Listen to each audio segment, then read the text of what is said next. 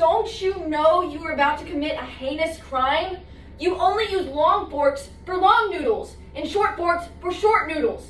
Any other way is an offense to all of noodle kind, as it diminishes the noodle eating experience. What are you, some kind of noodle master? It's really not that deep. I don't need some kind of system for how to eat with a fork. I saw you when you chose that fork. You didn't know which fork to pick. You just chose it on a whim. I bet you if someone else was in this room and they told you what fork to pick, you would listen to them without hesitation. I mean, I guess, but why does that matter? The system I proposed takes away the stress and the consequences of indecision.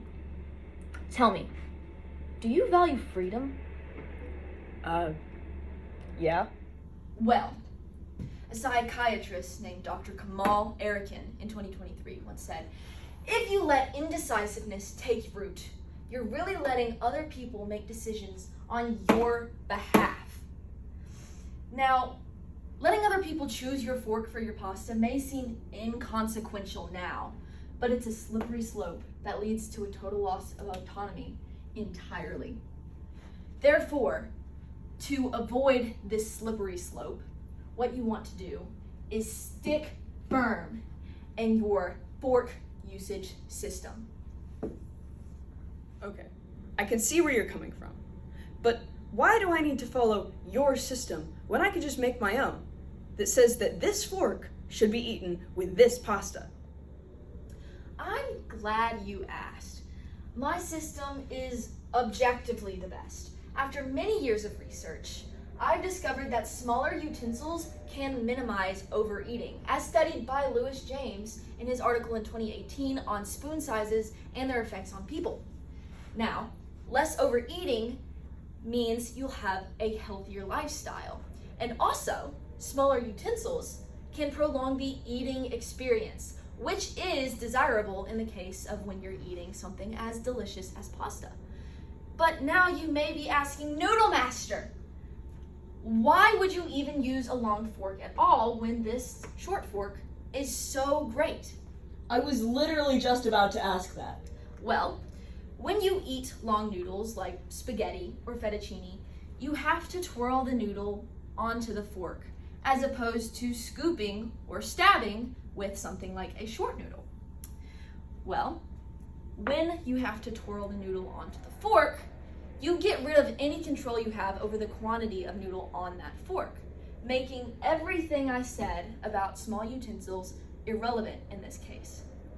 Using a long fork is appropriate for any long noodle eating occasion in this case, because you can twirl the noodle onto the fork and it will evenly spread out on a larger surface area, making inserting the bite into your mouth easier and cleaner.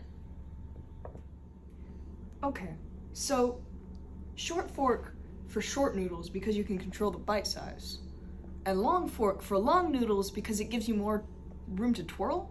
Is that right?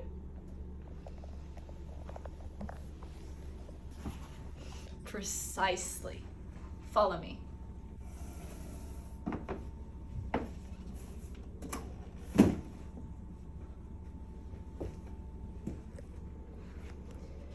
Look at this. The image this site creates is beautiful, artistic. An article by Song in 2025 lists unity, balance, and scale as principles of design. These three concepts are what make things visually appealing. When you use a short fork with a short noodle or a long fork with a long noodle, it fulfills all three of these principles. The size of the fork is balanced, unified, and proportional to the size of the noodle. It still takes my breath away, the beauty of this system I've created.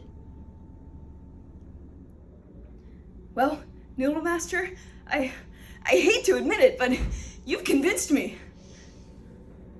Now I can move on from my old invalid ways. Thank you for putting me on the right path.